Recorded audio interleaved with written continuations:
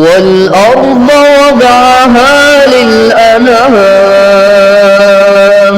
فيها فاكهة والنخل ذات الأكمام والحب ذو العصف والريحان فبأي آلاء ربكما تكذبان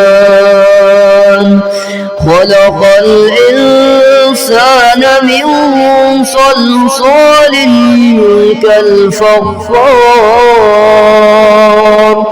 وخلق الجان من مارج من نار فبأي آلاء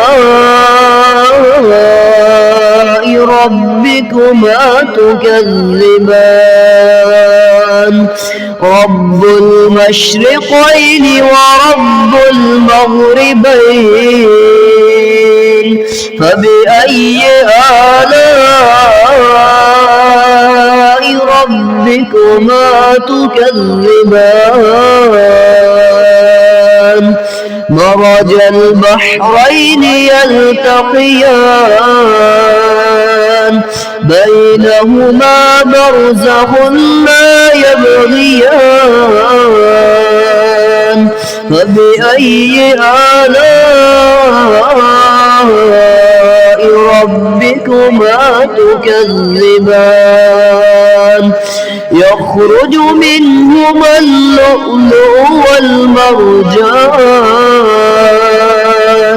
فبأي آلاء ربكما تكذبان وله الجوار المنشآت في البحر كالأعلام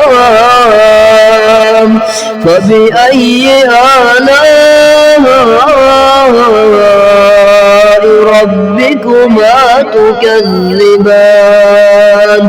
كل من عليها فان ويبقى وجه ربك ذو الجلال والإكرام فبأي آلاء ربكما تكذبان صدق الله